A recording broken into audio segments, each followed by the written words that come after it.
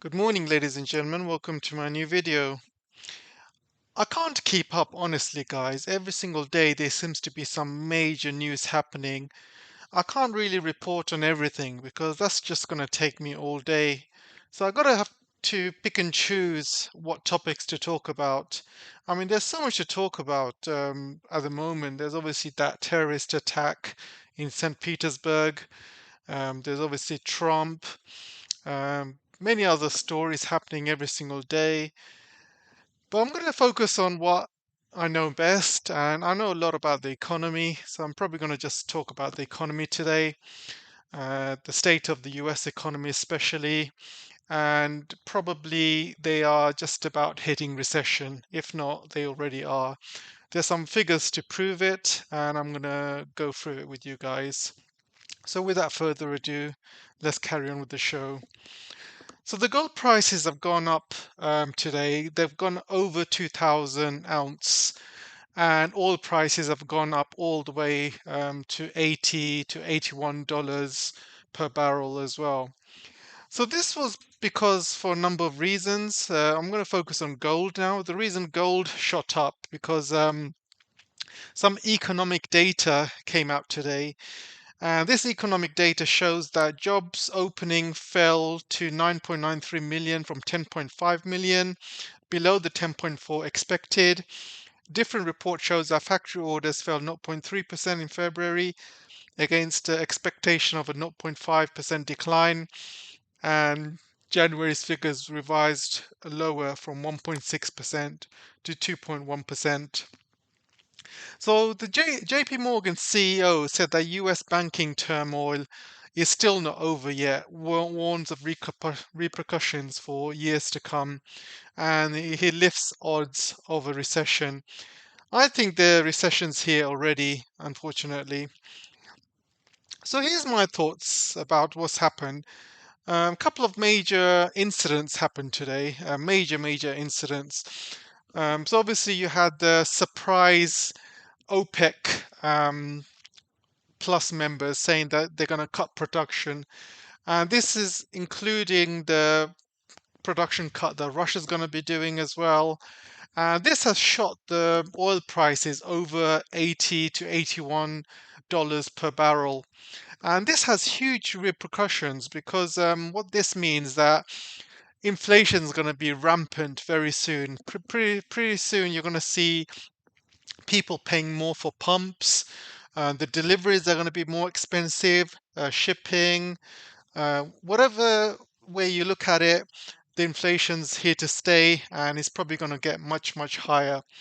The problem is the Fed's weapon of choice to combat oil prices is not working anymore.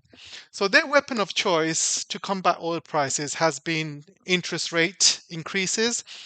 So during every single increase interest rate increase that the Fed has done until now, it has helped reduce the oil price just a little bit.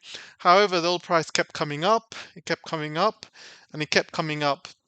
And now the Fed has run out of that weapon because they cannot increase the interest rates anymore because the banks are collapsing everywhere. And you can see when I say everywhere, I'm talking about US, I'm talking about Europe. Obviously, Credit Suisse going, Deutsche Bank as well. There's obviously banking issues in UK as well. And you can see JP Morgan saying that US banking turmoil is not over yet. So there's huge amounts of issues still to be had, and the Federal Reserve has also lent 300 billion in emergency funds to banks in the past week as well to avoid them collapsing. And all of this money, they're going to have to print it out because they're not going to have this money saved up in a stash somewhere. They're going to print all of this money out, which means they're going to be increasing inflation as well. So the banks have pretty much run out of options, really. They can't increase interest rates anymore because more banks will collapse, the economy will collapse, people will lose their livelihoods, people will lose their homes, people have been paying loans who have obviously got mortgages to pay. There's going to come a point where they can't afford the mortgage payments, they can't afford the loan payments. Another way the US has been reducing the oil prices is by releasing the strategic reserve. However, they cannot do that anymore because they already released a hell of a lot and they are running low. And this young lady has said that US could buy back oil for the strategic reserve later this year. However, she hasn't counted on the fact that the oil prices are really, really high, and there is no way in hell that they can replenish these reserves because the oil prices are going up and up and up. We're talking about it could go up to $100 a barrel or $200 a barrel. Who knows? But it's already over 80. It was 65, or I believe it was 60 more than like a week ago. So you can see how much has gone up in matter of a week. And if the US or the rest of the world decide to play some tricks again, the OPEC have always got the power. They can always cut production, and they can control the market, and they can control the price. They have all the power. There is nothing that the US or the West can do. And this ridiculous thing about $60 barrel oil price cap, and as I expected, and a lot of clever analysts have also, predicted this price cap will never work, and it hasn't worked. And even Japan is starting to buy Russian oil above the price cap for $70 to $80 per barrel. And then you have this ridiculous fool saying that he urges price cap on Russian oil to $30 to $40. How can you set an oil price cap to $30 to $40 when the price of oil is $80? I mean, this guy's a fool. Even Japan is not following the price cap, and they're already going above $60 and buying Russian oil for 70 to 80. I mean, come on, who put this guy in charge? So you see, the US is running out of options. They cannot increase interest rates anymore because it's going to completely destroy the economy. They cannot release any more strategic oil because they're running low as it is. So they've run out of options, guys. They really don't know what to do. Their war in Ukraine is still going on. Um, Russia has already said they're going to cut output as well. Saudi Arabia is going to be cutting output. The BRICS nations are joining together, forming a new reserve currency, which is going to be based on not only oil but a basket of goods, for example, gold, rare earths.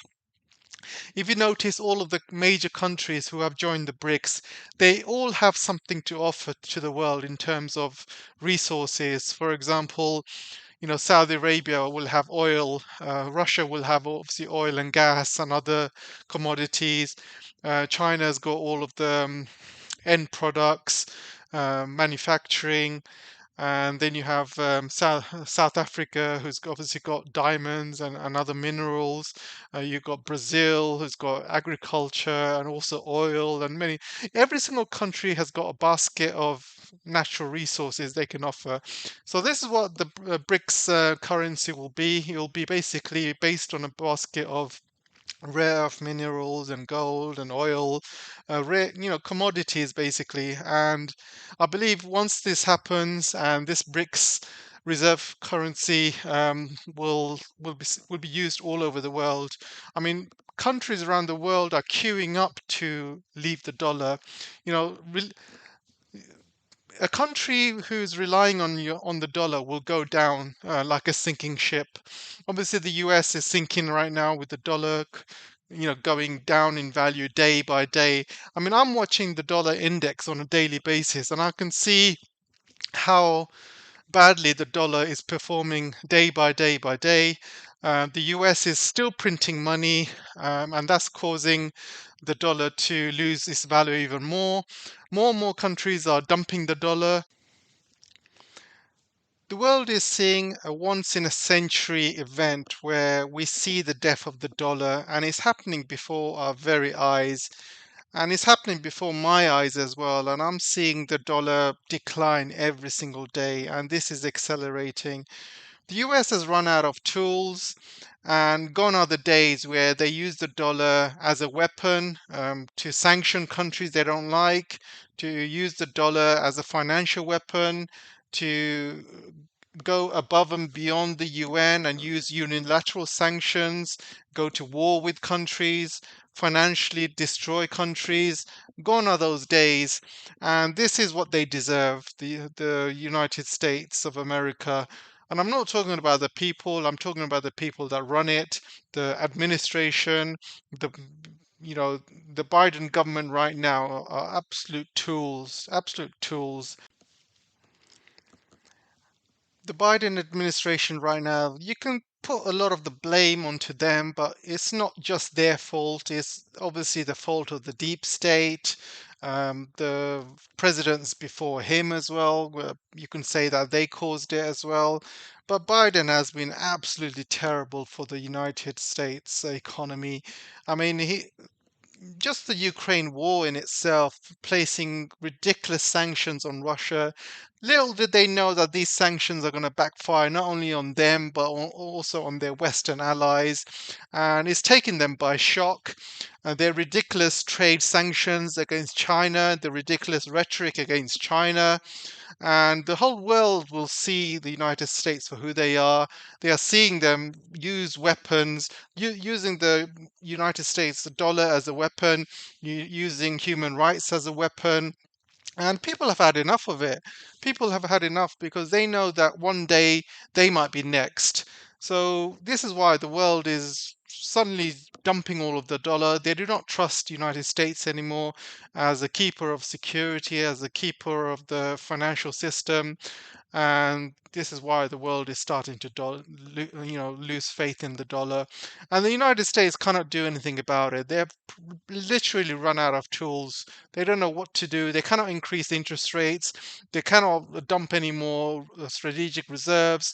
They cannot print any more money because that's going to cause inflation. They cannot raise any more taxes. It's going to cause all sorts of riots. So they are stuck. They are stuck, and not only that, they are now begging China to buy their debts. And you can see here, so every single month, China is dumping more and more US dollars. And the reason it's dumping more and more US dollars, there's less and less requirement for China to keep US dollars because it's doing more and more trade around the world with other countries in different currencies like the yuan, renminbi. Recently, they agreed to trade with Brazil. Outside US dollars. Even France is buying Chinese LNG using yuan. Obviously, you have cross border transactions happening between China, Russia, Central Asian countries, ASEAN as well in different currencies. So you can see everyone is moving away from the dollar, which means there's less and less requirement for China to keep these dollars in the central bank. And they know it's a big danger to keep these in central bank because any source of action by the United States to freeze these funds, they can do that at any point. So the sooner as China releases these dollars from the central bank, the better. And this is why every single month you see China releasing more and more US debt, US treasuries, and Japan is also doing the same. Speaking of Japan, you can see Japan breaks with Western allies and buys Russian oil above $60 a barrel. And you can see, end of the day, there's no such thing as allies. There's always about interests. You can be an ally or a puppet up to a certain point. And Japan is the major, major puppet of the United States.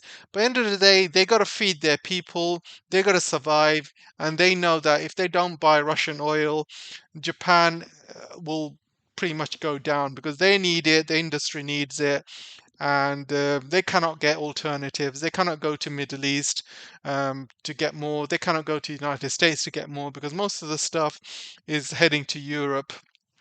Because of the sanctions they've placed to Russia, and also most of the stuff is heading to China as well. So Japan's got to buy whatever's on the market. They got to look out for themselves, and you can't really blame them. So you got Janet Yellen basically trying to go to China, meet with some high-ranking officers in China, and try and persuade them to buy U.S. treasuries. So she's already had a few chats with some high-ranking officials from China, telling them to buy US treasuries, not to dump them. And she's also planning a trip to China as well. However, this trip, this trip, she cannot even go because first of all, the Chinese have refused, and secondly, she's been such an anti-Chinese hawk. All of her comments do not go unnoticed in China. For example, this one, she talks about China's debt trap to Africa, and China basically responded to her saying, look at your own debt problems before you start blaming us. And obviously, China is talking about the 32 trillion um, US debt that it's got, and it's obviously reaching its debt limit as well. So, so she cannot really go to China and start begging them to buy bonds and treasuries. Obviously, she's been very, very vocal anti-Chinese, so can't expect China to do her any favors whatsoever. And this is the time when they need China's help. And I remember 2008 financial crisis, and China offered to buy a lot of US debt, a lot of US treasuries, and it did help the United States during that crisis. However, China is not going to help them anymore when it comes to this crisis, when everything crashes right now. And this recession and this crash is going to be probably 10 times worse than what it was in 2008. So you see, the Pentagon is sending more money to Ukraine, and obviously this is money that they do not have. Um, Obviously, they don't have any money to put into infrastructure, or they don't have any money to give to the homeless, people who need healthcare, college education. There's no money for that, but they finally find money to give to Ukraine. Also, the IMF is giving a loan to Ukraine. I mean, all the money is just siphoned off to Ukraine. And then you see people, high-ranking officials in Ukraine, driving around with the Rolls Royces, and people being sacked in Ukraine's office because they cannot explain where they got that fast car Lamborghini from and Ferrari from. So there's a lot of corruption going on in Ukraine. And Donald Trump said famously once that Ukraine is probably the most corrupted nation on earth. And he said that really, really famously.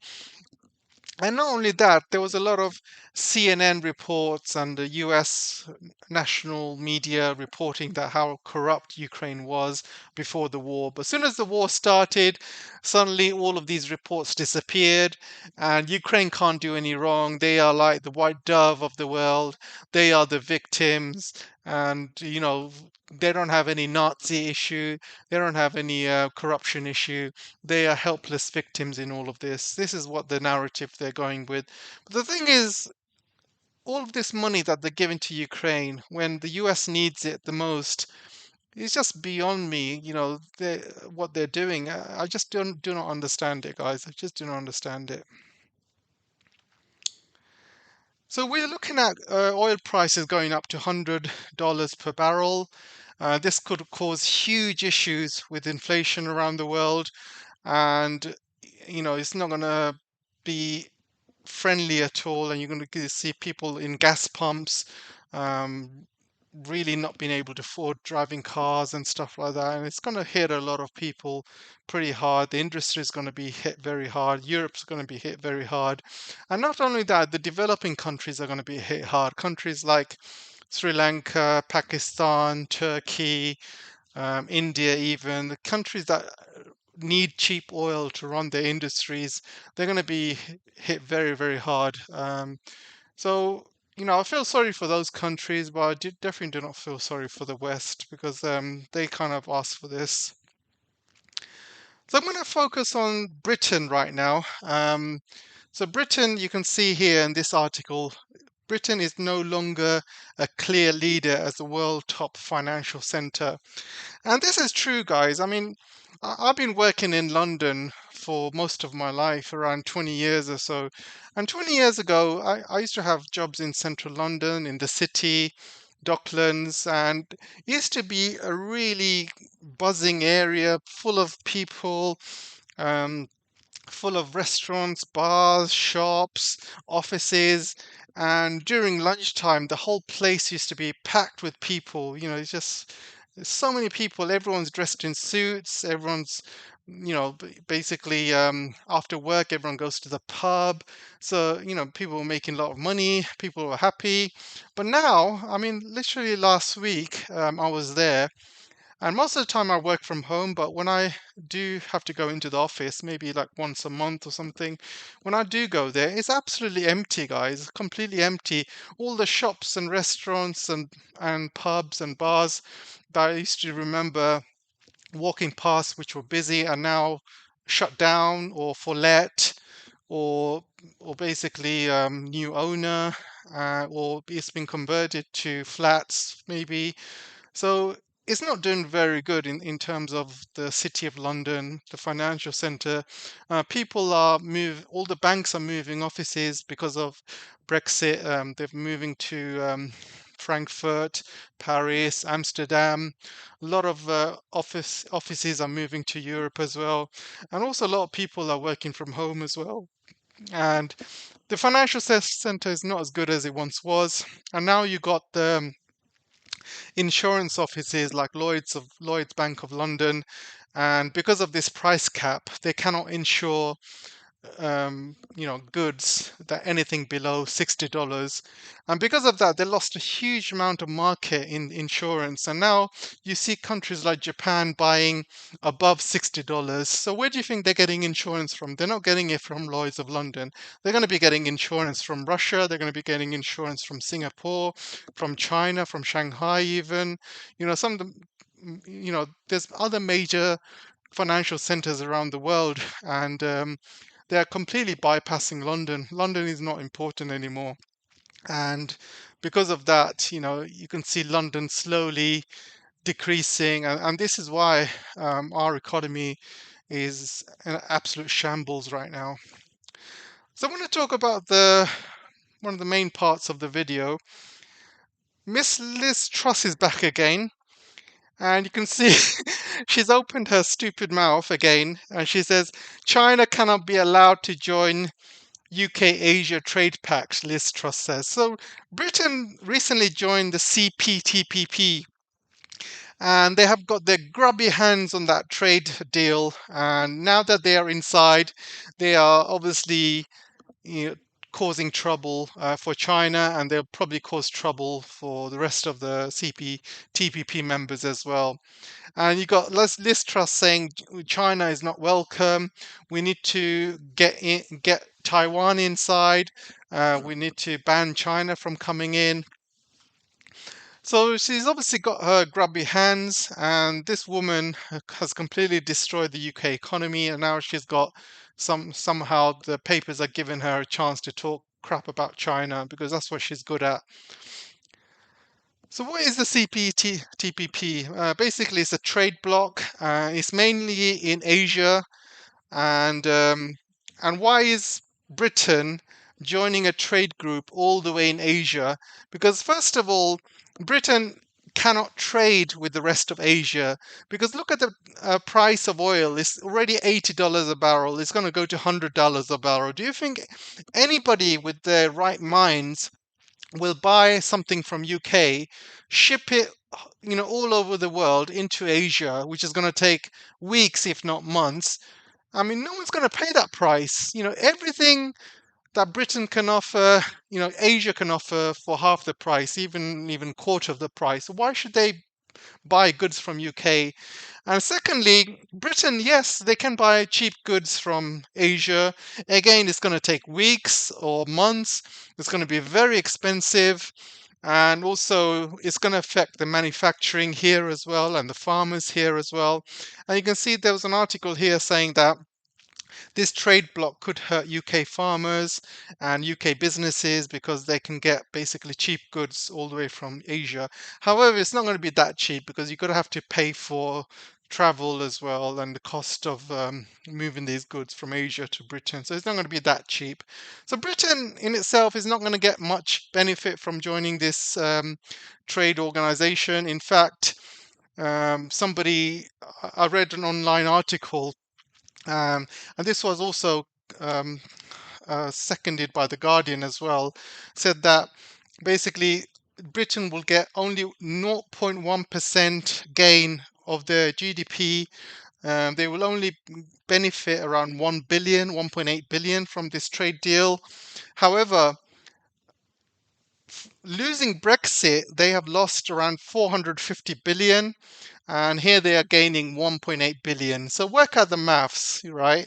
You're losing a huge trade block in terms of Europe, and you're losing 450 billion pounds worth of business, and you are gaining 1.8 billion, and you are basically going all the way to Asia to trade in Asia. It absolutely doesn't make sense. In Europe, you had your neighbors. Obviously, it doesn't cost much to go across the Channel Tunnel into France and into the rest of Europe. But no, they had to cut that link and go all the way to Asia. It doesn't make any sense, guys. And this is why Britain is going down. It's going down the drain badly. So now coming to my idiot of the day. And the idiot of the day is Sanna Marin. She's lost her election. And this woman has probably destroyed Finland's way of life, Finland's economy, and now she's been kicked out of office. So she's too busy, obviously, partying around, taking the white powder here and there, and you've seen her dirty dancing on her videos. But now she's been kicked out of office. She's destroyed Finland's economy. She's added them to NATO, and they've signed a deal and added them to NATO.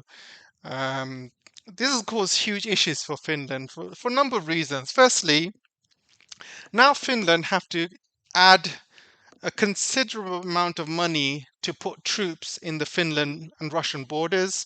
So you're talking about billions and billions of weapons and troops that need to basically look after those borders, like with Russia. Russia's going to be doing the same, obviously, but Russia's got a much bigger army than Finland does, and also they've stopped Russians' oil and gas. So obviously Russian oil and gas would have been very, very cheap for Finland because it's just across the border. Now they have to buy it from the rest of the world.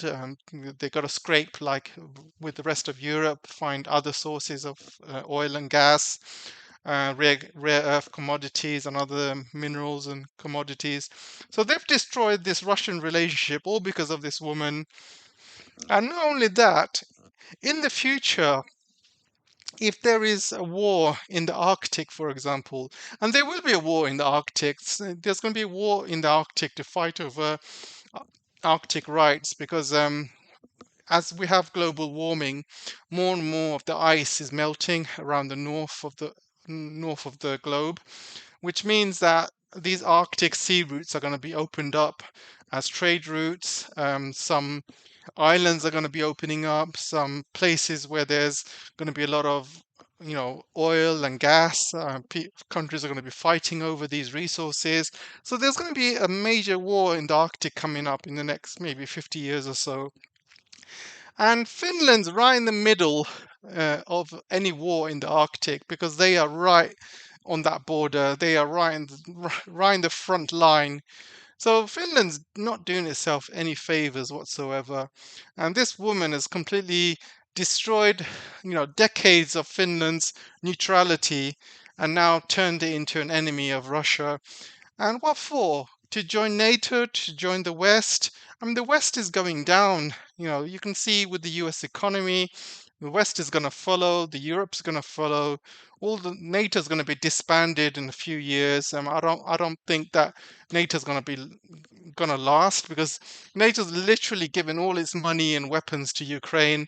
There really isn't much left in NATO, and well, she's basically destroyed Finland, and now she's left the office, and and what for? What was the point of that? Seriously, I have no idea. Anyway, thanks for listening, guys, and I'll see you in the next video. Let me know what you guys think.